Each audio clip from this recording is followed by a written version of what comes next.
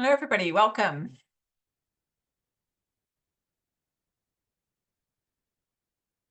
I'm just waiting to make sure everybody. Hello, Mandy. Mahidi, Mohammed, Rijpal. Great to have you here. I'll just wait to see if anybody else is going to join us today. Hi. Hi.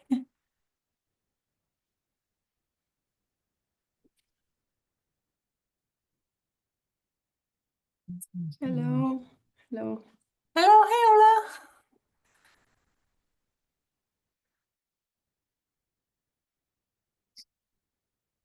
Oh.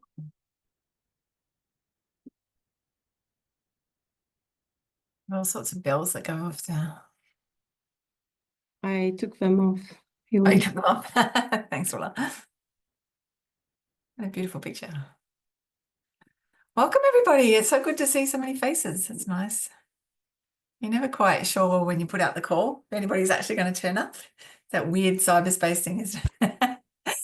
I was running late for a meeting this morning, and I'm very aware that when you're sitting in cyberspace by yourself, it's more lonely than sitting in a waiting room because you're not quite sure if you're in the right place. Or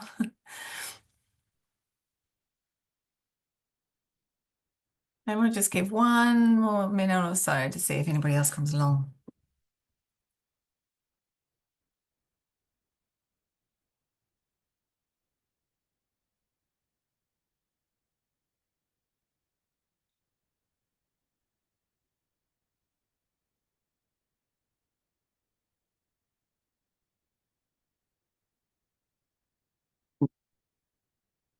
Ah.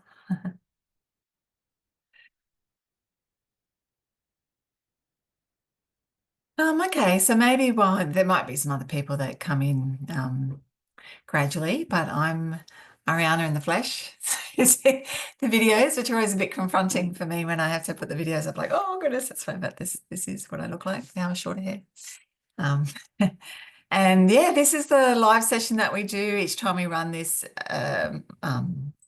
course, to just give an opportunity for anybody who may have any questions or comments or things they're not sure about or want to clarify anything, things that are not making sense or things they want to add or share. Ask me any questions that you might like about how it's going.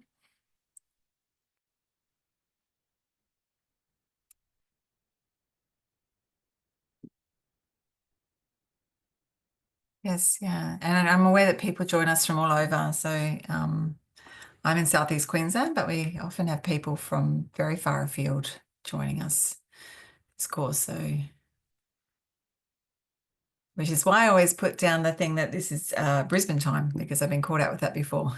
In Australia, we have all sorts of different time zones.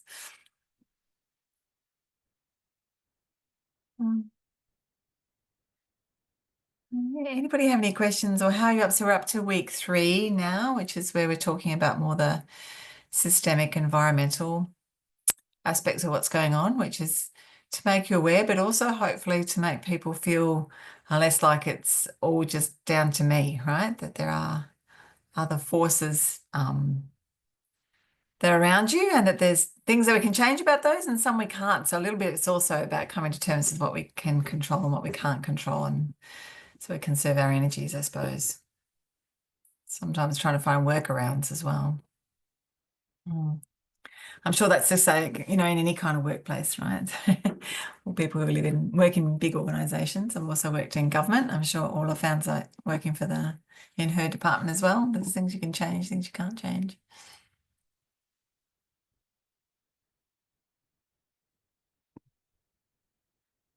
Anybody have any questions so far about anything or thing that is unclear about the material? Or no, it's always hard going first, isn't it? It's always weird.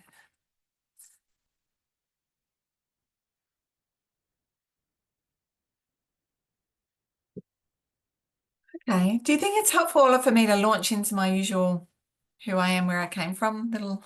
Yes, and especially your beautiful story about your PhD. Yes, I can it do will that. open a lot of discussions when you start sharing. Absolutely. So So I guess I come, so I'm particularly passionate about this course for a few different reasons. And they all have their own contribution to me being part of it. So one is that I am a clinical psychologist, so I work clinically with people doing counselling. So I'm very interested in mental well-being and mental health generally. But possibly even more relevant is the fact that in my role, I'm currently an academic working Queensland University of Technology, so I supervise a lot of PhD students. So I see things from that lens, I guess, in terms of tracking people now. I track a number of students across that journey, and there's some each student's unique. They do it a bit differently, but there's also some commonalities in the way people do it. So, and you see that a little bit. Possibly the biggest contribution that I make to this is the fact that I've been a PhD student not once but twice in my life. So having been a PhD student and having very vivid memories of those times in my life. And as I say earlier on, it's not because I'm one of those super brainy people that why would you want to? I know, but they come out with 2 PhDs. It's because I started one PhD that did not go so well or that I withdrew from. So and then the second one I did manage to follow through on. And the difference there, as I'll talk about, it really, I feel, came down a lot to how I was managing my mental well-being differently in those 2 different scenarios. So my journey, I guess, has been a bit, so if you're also thinking, oh, I'm one of those people who's kind of zigzagged a bit through life, then I hear you. I'm one of those people too. So I did my in psychology, so that's my background, my discipline background. You necessarily have to do 4 years before you can go. You can do a 3-year degree, but you can't go on to become a psychologist per se without at least doing an initial 4 years, which includes an honours year, which can be hard to get into. So I did my first 4 years at one of the universities here in Southeast Queensland, and then hated it, actually. Didn't want to do it. Decided I never wanted to do psychology again. Never wanted to, didn't want to be in Australia. So I took off and I went traveling overseas, and I traveled for quite a bit, backpacking. This is a long time ago. And then I worked in the United Kingdom as a research assistant, actually, doing some very applied sort of research, going into homes. My area of psychology is particularly developmental psychology. So I'm interested in how people grow and change across the lifespan. So I was doing really interesting work there, but I came to a point where I had to make a decision about where next. So I decided to come back to Australia, and that I would try and do a clinical training, but that I absolutely would not go back to the first university I started with, because that had not been a great experience for me. So I went to a different university, and it happened to be that they were offering, maybe I shouldn't admit this, they were offering scholarships to do a clinical PhD, which is a combined master's and PhD program. And I thought, whoa, that means I can study and get paid. So that sounded good to me. In terms of, reasons why people do PhDs, I would say that's not actually a particularly good one, but all different sorts of motives will work.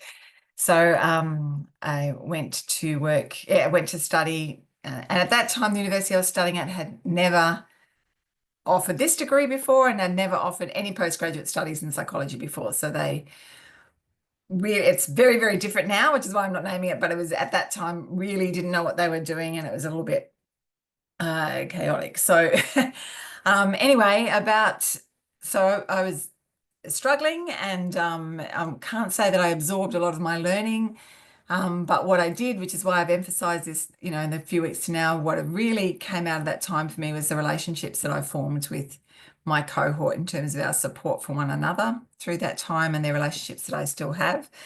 After about 2 years in that same course, I just thought, oh, this is just not working well for me. So at least I was aware enough that my mental well-being was not okay, to decide that I needed to take a break. So I took a year off. I was sort of continuing with my clinical practicums, but I put my research on hold for a whole year whilst I decided what to do.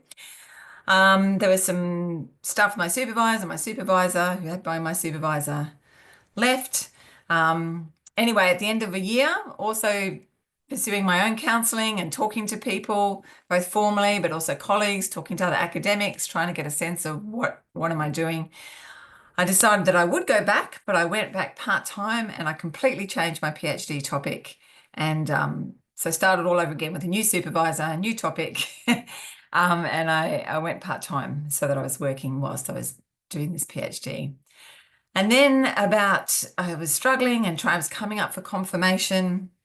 Still, it just wasn't quite fitting for me. I felt really heavy. I was really just not enjoying any aspect of it. But I made myself push through.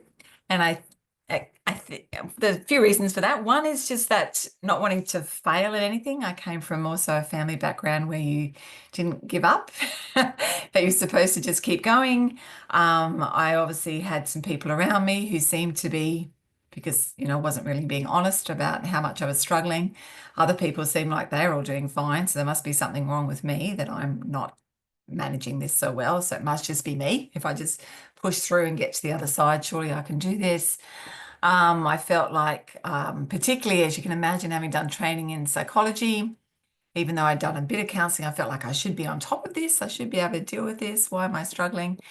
So I kept pushing and pushing. And then I thought maybe it's because confirmation is so awful. And if any of you have been through confirmation, it's really hard, right? It's the first really huge milestone in which people are really looking at you and saying, is this project, which has become a bit of your baby by then, worthwhile doing? So I thought maybe because that process is so hard, that's why I'm really struggling at the moment. So I pushed myself for months still until I went through the confirmation process.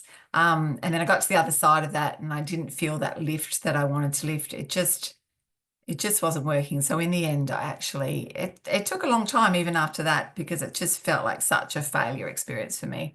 I did decide to withdraw from the PhD and I went down to a master's. So I completed a master's. So I often say I have what looks on paper like a 2-year degree, but it took me 7 years to complete it with all the inning and outing. So I didn't get my PhD. Then I never wanted to do a PhD ever again. Don't want to do a PhD, but I was working in a clinical capacity and had one of my many midlife crises and thought, oh, I think I want to do something a little bit different. Maybe I want to, because I love research. I love kind of the puzzling of it, right? I love the exploring, the going into depth. So I did like that, but I didn't really want to do a PhD.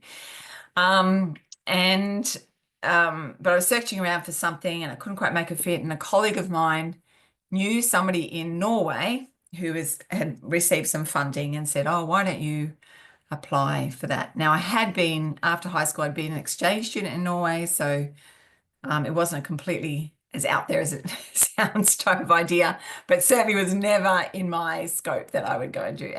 And I thought, I looked into it. I thought maybe I could do some research assistant work. But again, it looked like the only way to do research, it was in a field that I was very interested in, early childhood development, to do it and to get paid to do it was to do a PhD. So somehow, despite saying, I'm never going to do a PhD, and when I do it, I'm going to have better motives, I somehow found myself in a foreign country as an international student doing a PhD for 4 years. So it definitely, I was fortunate in that I could actually write my PhD in English, but everything else, around me, people spoke Norwegian. So there was definitely dealing with having to be in a country on my own. So I knew a few people I knew, but they didn't live anywhere where I live. So I was completely on my own. And having to deal with not just the stresses of doing a PhD, but the stresses of being in a different country and all the things that when you live in a country you take for granted that are quite different. So that's why I really have empathy and compassion for any of the international students who are involved in doing this course, in terms of, I think that there's a double layer of what you're dealing with that is often not recognised. Even things like the public holidays and how they work, or how do the buses work, or how do you find accommodation, or how does the shopping work. So at that time in Norway, here they pack your groceries and there you don't. So, it seems like such little stuff, but just all that everyday sort of stuff, the kind of jokes that they laugh at, the way, how you find information, where you go to buy certain things, all that stuff that seems trivial, but when you're trying to get used to a culture, it takes up a lot of mental load and a mental space. So I can absolutely appreciate that double layer if you're joining us and you're having to do that in a different country and a long way away from your support networks, right? So when you have a bad day, there's nobody you can easily offload to. And even if you could ring home and you do, they don't understand it. They're not going through the same thing as you're going through. So it can be quite a lonely experience. So yeah, you start to have to depend on whoever's around. Yeah, into my PhD, some issues arose with my supervisor that meant that things went pretty badly wrong there. So I suddenly found myself in a strange place on my own with a supervisor relationship that had broken down quite badly, and having to make decisions about, do I persist with this PhD or do I give up now? Do I pull out of yet another PhD, right, with all those feelings? Now, this is probably a good 7 years or so after that first experience, right? I think that's one thing to, like having been a little bit older helps as well. But also, I guess I'm really got down to, do I actually want to do this? And if I do, then I make that decision knowing that I'm going to have to change my approach to this so that I can make it through versus the first time that I did it. And so there are a few things that I actively put in place to make that happen. So one was that I decided I'm going to need some social support. So I, spoke to some people, but I remember on a Friday afternoon sending this email out to some other female students that I'd met at a couple of PhD things, had some chats too, but didn't know really well. So it was really a leap of faith and saying, hi, I'm thinking of setting up a women's support research group. Would you be interested? And, not sure what I would get back. And I think it shows just the level of need there is for connection, right? When you're doing a higher degree by research, right? Everybody feels isolated, that they all wrote straight back to me and said, yes, let's do that. So we had our own little support. We didn't always talk about research, but we'd get together and we'd have cakes, or we'd go away for like writing retreats, and we, talk. And sometimes we absolutely were talking about our research journey and either the topics we were doing, or they were at different stages and where people were at. So it was definitely supportive, but there was also a kind of social support in that. So that was something that was really helpful for me getting through the rest of my PhD. I also made an active attempt to form relationships outside of the academic environment, recognizing that I need to feel like I'm more than this PhD. So I knew somebody she was Norwegian, but she was married to an Australian, got to know her, and they invited me and a couple of other people, and we'd meet every Wednesday night and watch science fiction programs together. Which sounds a bit random, but it was this great for me. It was this once a week, we'd share a meal.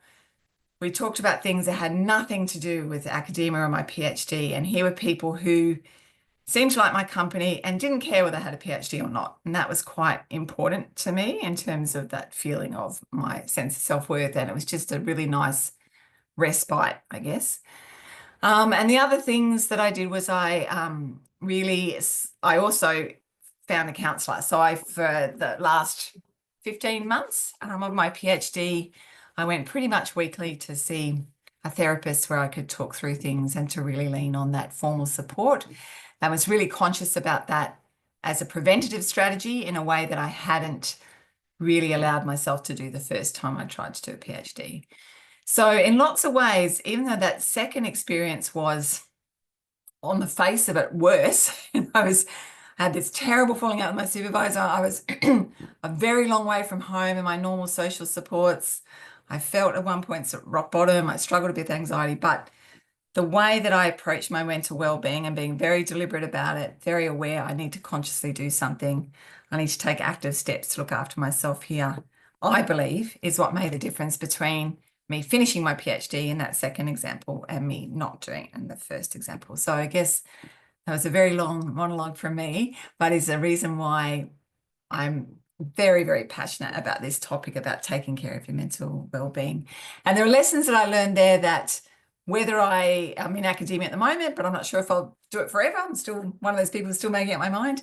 But there are lessons I learned about myself and about taking care of myself during that time that have stayed with me throughout my life, no matter what I do, that I think are important. So that's the other thing I hope from this course, is that people, whether you stay within the research environment or do something else altogether, you will discover things about yourself and ways of taking care of your mental well-being that you will be able to hold on to no matter where you go in the future. So anyway, that's a very long story. I'm pretty open book. I'm always very willing for people, and this might not be the forum where people feel, I hope you will, but if you don't feel comfortable asking me questions here on Zoom, I'm always very happy for people to get in contact with me afterwards if there's anything about my journey that you want to ask about, or anything that you want to, talk over with me. So put that out there.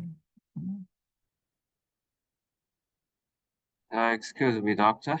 Yes. And I'm an international student, and I talked with a lot of PhD students before. They said that they always fail. They always feel nervous when Yes. they meet with their supervisors, and me Yes. too. Although our supervisors treat us very well, but I don't know why. So I think this is a real problem. Yes. And Did you say so? in- Your supervisors don't treat you? Sorry, what did you say? Your supervisors? I think my supervisor is very kind and Okay. friendly to me, Yeah. but I still feel nervous. And Yeah. last week I talked with some other students. He said his supervisor got angry with him. Oh dear. Yeah. So he felt more pressure when he Yes. met his supervisors. And his supervisor is also an Asian professor. And Right. because in Asian culture, we have actually between the teacher and student. Yes. Yeah. So maybe some Asian teacher tend to be angry in front of student. Yes, and Yeah. I know there are some awful cases about my compatriots about in 1980s and several years ago. There are two Chinese students, HDR student in USA. They directly killed their supervisors. Right. Yeah. Very, very horrible. Yes. Yes. Yes, I don't know why. Maybe they felt a lot of pressure. Yeah. Yeah. So I think this is a problem. How to deal with the pressure while we meeting with our supervisor. Yes. Yeah.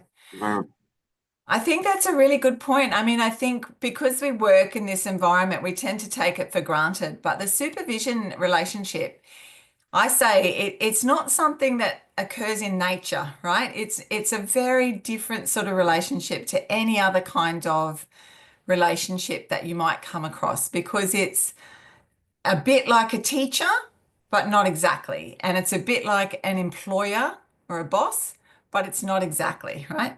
And it's a bit like a colleague, but it's not exactly. And because you're often working closely with your supervisor, it's a bit like having a mentor, but it's not that either. So it's all of those things and none of those things. And I think it's a relationship that in academia we take for granted that if you just take somebody who has more experience and put them together with somebody who has less experience, then that's automatically going to be okay. Does that make sense? And I actually think that that's not necessarily the case. And sometimes it works well, but I'm actually surprised that it doesn't fall apart more than it does, if that makes sense. And I think you also bring up a really good point there, that you also have cultural layers on top of that in terms of the hierarchy of the relationship, right? In terms of who has the final say, or, the power dynamics. So I would be very nervous. I was very nervous about seeing my supervisor, but on top of that, there's, I think, other cultural dimensions as well. So I think, and I'm not saying, I've also heard horror stories, but as somebody who's a supervisor, I guess, I don't know if it's helpful for you to know that even if they don't always come across this way, it is in your supervisor's best interest that you do well. It's in their best interest that you finish your research, right? And I don't just mean because they get names on the paper. There are, you'd hope that there'd be some personal gratification or sense of achievement they get from it. But even if they don't get that, there are rewards built into this system for having an HDR student finish, right? So they get certain credits from the institution, recognition, money comes to the university, right? So there is a certain power in that may be good to keep in mind, that you may have a little bit more power than you think, in terms of it is supposed to be in their best interest for you to get through. Does that make sense? The other thing is, you know, think, and some students have more power over this than others, but who is on your supervisory team? So again, the university sets up an expectations that you shouldn't just have one supervisor, you should have a number of people on that team, and that you as a student have a right to control that, right? So your supervisor can make suggestions about who's on that team, and often they know who has expertise, but you also have a right to say, actually, I'd also like this person to be a part of the team, and to negotiate that, right? Rather than, you know, just say, I've just invited this person and that's it. But you may have more control over that than you think you do, right? In terms of, even if that person's, you know, an external person, that sort of helps to balance up, if that makes sense, in terms of who's within the supervisory team. You know, the supervisor is the first port of call to have a conversation with. As I said, they should have your best interests in terms of this isn't working for me in terms of me doing the work that I need to do. Having said that, the university, you know, and I don't know which one you're at, but all universities that I've come across should have a structure in place now where you're not left on your own with a supervisor that's not working, right? So there should be somebody either within your department or your school or your faculty who is an advisor, right, for HDR students that you can go to, who may be a colleague of the supervisor, but their role is to look out for you. Does that make sense? And then above that, there's all sorts of structures that should be in place. So usually there's some kind of particular office that's put in place to help deal with both one for international students, and there should be one for graduate students or for HDR students that you can also talk to if that kind of supervisory relationship isn't sort of working out.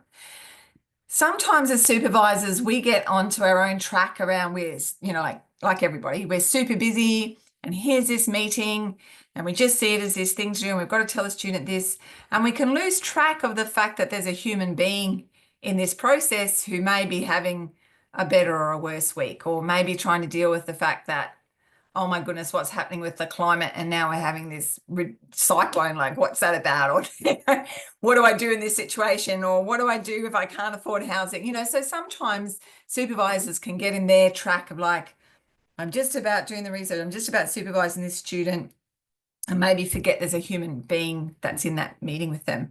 And so it can be difficult, but I guess just sometimes reminding them a little bit about that.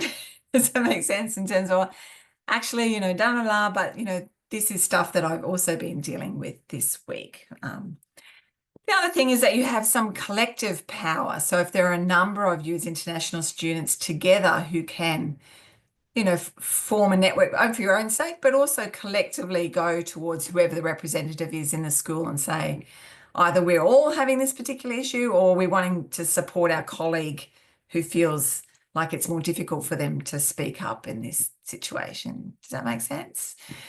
And the other thing is about supervisory relationships. I found always there's some point in that journey where things get a bit rocky, right?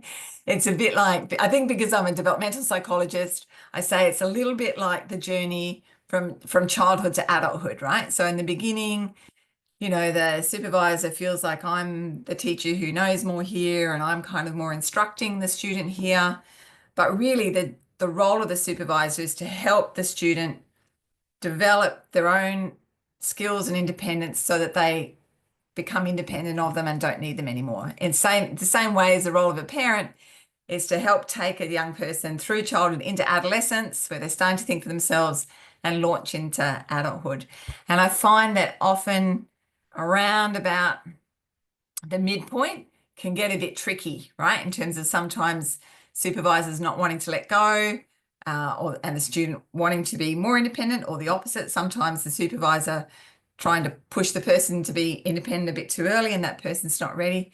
So there can be a little bit of in that time. So part of it's just also normalizing. It is also normal to go through periods where you really don't like your supervisor very much. You don't really, you know, you don't hate them, but they're kind of getting on your nerves. And I guess just to keep checking in, you know, is this phase, this is starting to, like, I can see where this is going, and now I'm starting to see the end, and I'm starting to see that, okay, they do know some stuff, but we're in this as a partnership rather than a teacher? Or has it got to the stage where actually this relationship's really breaking down and I maybe need to get some more formal help around it? So again, that's a very long speech for me, but I guess it's, you feel so alone when you're in that situation, but you really don't have to be alone, I guess is my main message. Thank you. Thank you, Doctor. You're welcome. I forget I'm a doctor. Thank you for that. I don't use it very often. Any other questions or comments on?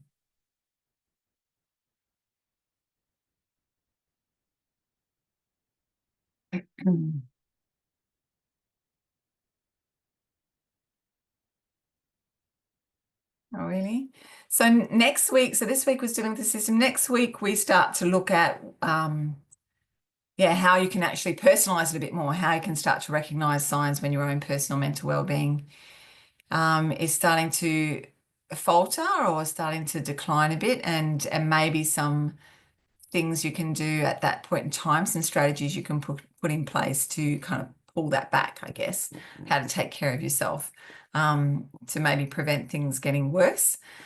And I think, and then in the last week, week 5, we go out a little bit broader still, when we start to look at, first of all, what about when it starts to feel like I can't actually do this on my own now, right? Things have got a bit rough, as I got to, right? I probably got to both times I did a PhD, but definitely in the second one, where I at least was honest with myself about that and said, I'm going to need some outside help here in order to help me through. Not everybody gets to that stage, but I guess helping to recognize when that might be the case and where you might be able to go to get that support.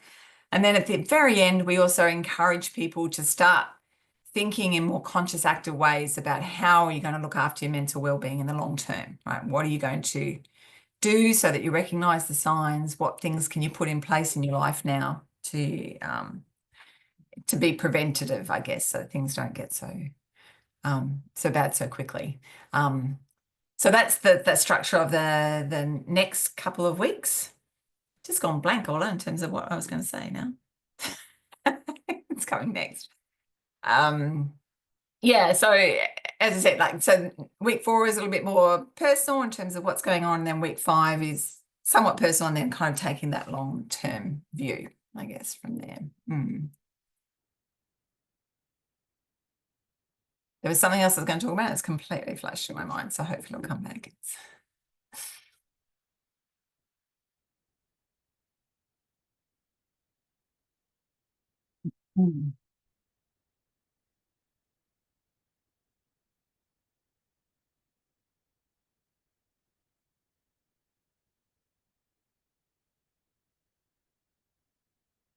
Obviously, we put a lot into it, that some things will work for some people and some things won't. So we don't expect that everybody's going to adopt everything. But my hope is, even if it's something you go, oh yeah, I knew how to do that, but I'd forgotten, right? Which is often the case with us.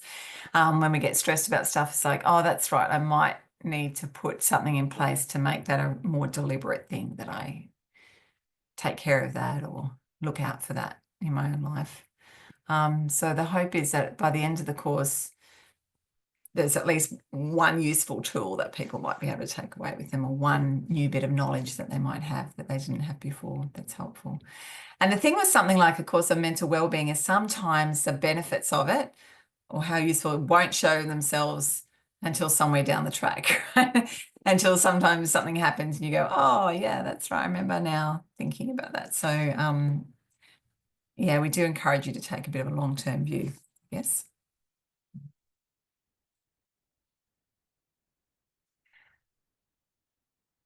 So I just saw that a message from Shanzine about being worried about confirmation, which, yeah, you heard me talk about how that was a big thing, and confirmation, there's a lot of pressure put on that as a big milestone. Again, I would say you need to take it seriously, right, in terms of do it, but also there's all supports in place. So take it seriously, but don't be terrified. Yes, but I'm struggling with my confirmation report. I'm Right, not good at yes. English writing. So Yes, yeah, it's a challenge. yeah, And again, I would hope, and all of my know there are some supports to help you a bit with that writing aspect of it. So, but I'd say, yeah, you know, it's put as a milestone not to be a punishment, but to kind of just make sure, not just for eyes on you, are you doing what you need to do, but also eyes on the university and your supervisors. Because there'll be independent people who are on that panel, and they also, you know, get to ask, you know, is this project realistic for a person to do within this time frame? Does it look like this person's been given the support that they should be getting through this process? Does that make sense? And then at the end of it, it's not about, oh, you pass or fail. It's like, well, this is something that you might want to look at and might need some extra work, right? So it's designed, it doesn't feel like it, I know. So I can talk till I'm blue in the face about it. I know myself, it feels this big hurdle that you've got to jump through and that people will be scoring you as you go through. But it is designed to actually be a helpful process of helping to check in, make sure you're okay, make sure your project's on track, make sure that any problems that might be identified get kind of worked out now, so that you don't get to final seminar and people are going, this doesn't look right. Does that make sense? So it is actually designed to be a supportive, formative type of experience rather than a punishing one, even though I know it might not feel it in the moment. Yeah. And that there are all sorts of, if it does turn out that maybe you're struggling, there are supports that can then come in and wrap around you and help to lift you up at that point. Good luck. thank you. Maybe in the discussion board, if there's other people who've been through confirmation, you might want to put some ideas around how you've got through that. I'll suggest that in my announcement, that maybe people could put in the discussion survival tips for confirmation process. Take it seriously, but don't be terrified. That would be my. Thank you. Thank You're you, welcome. Professor.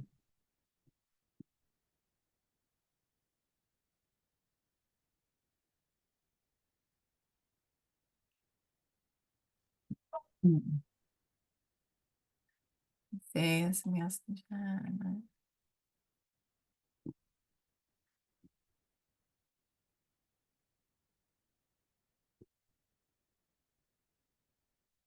Anything else that people want to ask or are curious about?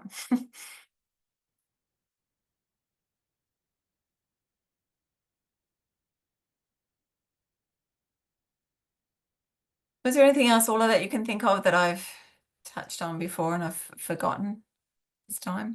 I'm not sure. Maybe we can open the conversation and people could tell us what's the best way for them to deal with the stress. Like, I Yeah. can't do meditation. It's not me, but I love going to gym in the morning and just sweat it out and I feel much better. But what do you do to deal with your stress? Does anybody else have some tips about what you do to unwind? Yeah, I can't even read a book if I'm stressed, but if I go for activities, I feel completely different. Yeah. I can't meditate or exercise. Both of those things are a bit horrific for me. So That's what you're thinking. yeah, that's right. But I think well, first of all, giving yourself permission to do anything, I think, is a first step, right? So I think if you're a high achieving HDR student, you can feel like you should be, that if I'm finding this difficult or I'm tired or I'm struggling, the temptation, or what typically happens, you think, I just need to keep trying harder, I need to doing more. And I think I tried to make the point in the content of the course that sometimes actually the most valuable thing you can do is to take a step back, right? So when I was in Norway doing the PhD, which I wouldn't have given myself permission to the first time, I would have this little mantra where at the roughest time, I'd get up and I'd make my bed. And if I could make my bed, I'd go, okay, I think I'm going to get through today. If I got up and I was so stressed and anxious, I couldn't even face doing that task, I knew I was going to need a bit of extra help that day, whatever that meant, right?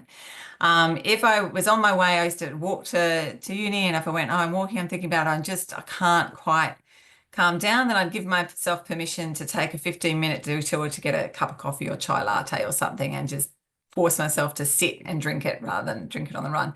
So it doesn't have to be big, you know, let's go away for a week's holiday or something. Sometimes just those small moments of time out can be really valuable, I find. I like doing handicrafts, like, you know, I do knitting or things with my hands because I enjoy doing that. And I find that very mindful. Some people would say, oh, isn't that like finicky? I say, no, because in that moment, all I have to think about is what's the very next stitch that comes or the very next thing that I have to do rather than think about the big picture. But it's about finding what works for you. I think sometimes people, as I said, mindfulness, they think it has to be staring at a candle or taking, you know, an hour out to do, and that works for some people, but A, you often don't have time, and B, for many of us, that doesn't work at all. So you just need to find what works for you. Sorry, and I'm aware of cut some people off who had some great ideas there that we're putting through.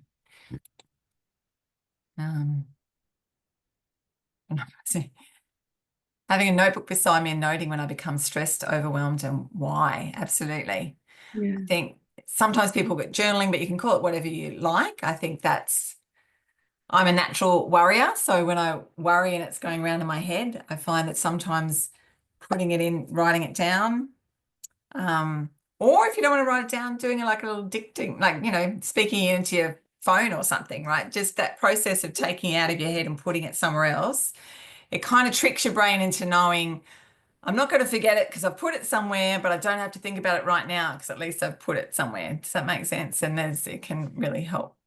I usually say it's a good idea for people to put some boundaries around that. So promise yourself that I'll only write for 2 pages, no matter what. At the end of 2 pages, even if I'm in the middle of a sentence, I'm going to close that book and put it away in a drawer. And that's containing that. Or I'm only going to write for 10 minutes, no matter what. Even if I feel like I could keep going for an hour, I'm just going to do it for 10 minutes a day and then put that time around. And it's just a way of mentally containing the stress and the worry.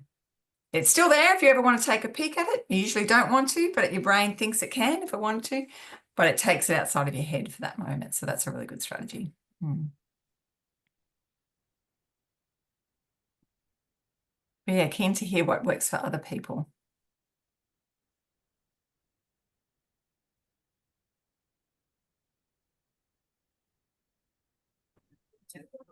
Sorry, I'm sitting somewhere we're a bit loud. Can you hear No, me? that's okay. Really lame little contribution, but when I was in the throes of writing my confirmation document, I would be quite structured with what I was trying to achieve each day in terms of which paragraph I was working on. So really chunked it down. Yeah. But I always started the day listening to like a G-up song. So it's like every day having different music to try and set the tone and the energy to get in there, and that music, you know, is from a bigger perspective and picture. So I found that quite helpful at the time. So having some sort of musical motivation was helpful. Yeah, absolutely. And that can be just, you know, that joy of taking that, or it can be almost like there's a little like rituals. I knew somebody who used to be the referee for like top league, you know, rugby league, and he had this is a very, very long time ago, but he used to like, and he was an adult when I was a child, but he liked that group Supertramp from the 70s. So before he was going to go on the field and he was stressed, he would always play like these Supertramp songs as his way of kind of getting into that zone. So I think music is a really good way of managing and, you know, regulating our emotions. Absolutely. Thank you very much, Mandy. The other one, which I think I do think we're probably even hardwired as human beings, is in some way to connect with nature, right? And again, it doesn't have to be big, go for big, like it could just be walking around your block and looking at people's gardens, right? I do think there's something fundamentally built into us as human beings to find that connection with nature regulating for our emotions. So I recommend people trying that out as well. They sometimes say when children are getting anxious, and you either, you know, there's this saying that you either take them outside or you put them in water. So, you know, a warm shower or a nice bath, or, you know, something like that, cool compress on the face, or, you know, going outside so you can kind of connect with something that's more than that stress that's in that room at that particular time. Even if you're on campus, I mean, I know not all universities are the same. I happen to work on a campus which has some beautiful grounds. So even just walking, you know, around and looking at the gardens around campus can be helpful.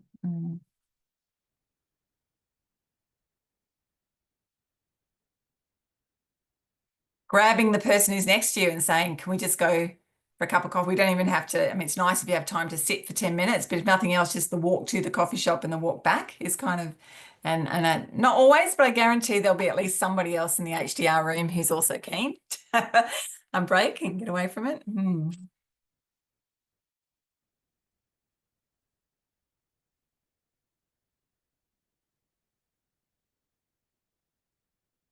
Some people like art. Well, I'm not particularly arty, but some people like doing that sort of thing. I remember hearing about somebody who was a high-level neurosurgeon, so quite stressful job, and he did like chainsaw wood cutting of all things. So like those sculptures that are made with chainsaws, and that was his kind of way of de-stressing. So it's really about finding what brings you release and joy, I think, and that will be different.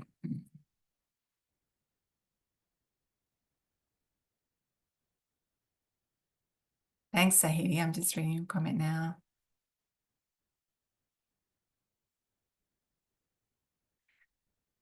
Yeah, so I think that's a really good point, Sahidi. You have the double whammy, right? So on the one hand, I'm not doing, like I'm not getting the release from doing these activities to help my mental well-being. And on top of that, I'm feeling guilty about not looking after my mental well-being. And so there's like, the poor mental well-being that comes from not looking after your mental well-being. And I guess that's absolutely not the intention of this course, is to put another layer on people so they feel terrible because they're not, looking after it. I think you do what you need to do in the moment. I guess there are times when you are having to be focused and things need to fall by the wayside. I guess it's just hopefully making people more aware of when you find that, okay, now I've been doing this for 6 weeks straight and really haven't taken any time to do anything different, bringing that to your awareness and going, maybe this is a time when I need to pull up and have a think about how I can build that time in, recognizing that it's important as the first step, but you don't always have time or opportunity to do that thing at that moment in time. But I guess tracking it then to see, oh, now I can see that whilst I did need to concentrate and do nothing else for that week because my experiment was, results were coming in all right, but now I've let that slide and now we're into week whatever, and I still haven't given myself a break. Maybe I do need to step back and find some way to take that time out. As I said, I think as I come into week 4, you'll say the hardest thing, the temptation for people who are high achieving, intelligent, hardworking, where there's a lot of competition, where there's a lot at stake, where there's time pressure, absolutely the most common thing to do is to lean into that and to not let yourself take a break. That's absolutely temptation for all of us. And I'm sure Orla does that. That's my temptation. Yesterday, I even had in my calendar, go to Pilates class, which I never do. And I still managed to talk myself into, no, Ariana, you have to get this work done and this lecture prep, and then afterwards I was going, really, so we all do it. Does that make sense? But I guess if you can, if nothing else, if you can hear my voice in my brain saying sometimes the best way to engage and perform better is to actually disengage from something for a little while. And when you've tried it, that if you do take that little time out, even if you go for a shower or a walk, often that's when really good ideas come, actually, and that problem that you've been grappling with for a long time loosens itself, or you're capable of seeing it in different ways. So sometimes the stepping back is really helpful, but sometimes not. Sometimes the biggest value in it is just to give yourself a break, and that is okay.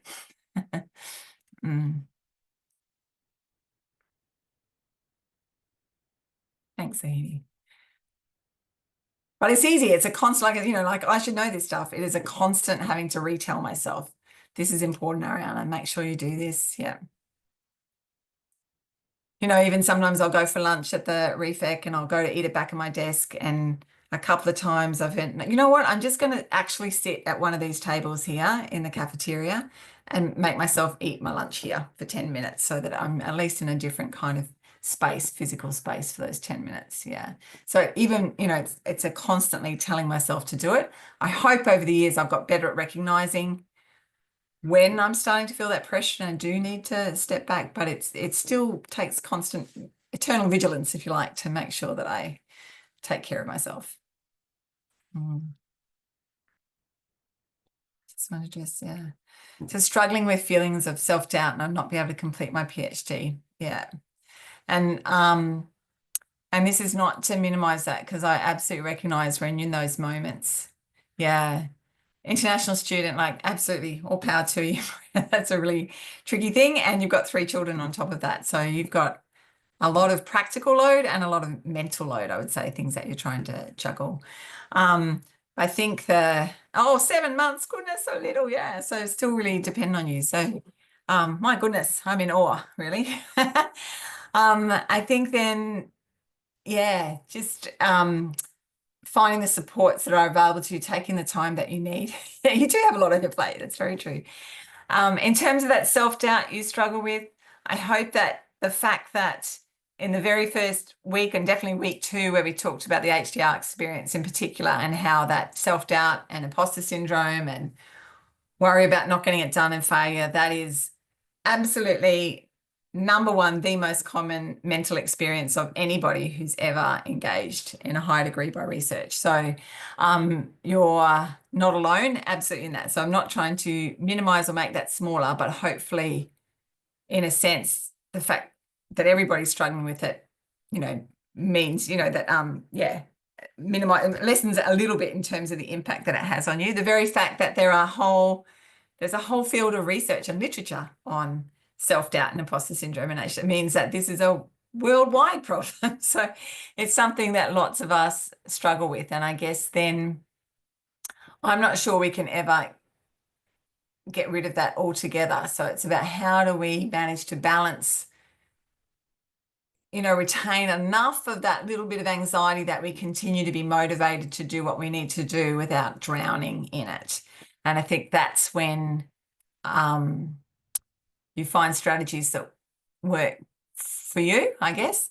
And for me, as I was saying, with that second PhD, part of the strategies I found was connecting with other people, right? So for all that, when people were asked what you think is going to be the most benefit that you get out of it, absolutely get, the sense of achievement, the sense of skills, how this will help my career. But if you can make time for it, I absolutely think that making connections with other people is critically important to surviving this journey and dealing with self-doubt. And I did that in 2 ways. I connected with people who were in academia, so I could get the perspective of people who really knew what I was going through and could share that. And then I did what I could to make connections with people outside of academia to remind myself that I am more than this experience right here, because it can feel like it consumes your sense of self and identity. Trying to find ways to connect to even your past self. So and gosh, I know, like, I've been beating myself up recently because I have all these, friends I never get to write to or keep in contact with. But I find when I can, it's useful to remind myself I'm not just this period in time, right? I am all the different phases of Ariana that brought me to this point. So this is important and I want to do a good job, but this isn't the entirety of me, if that makes sense. And connecting with other people, I find, is really helpful.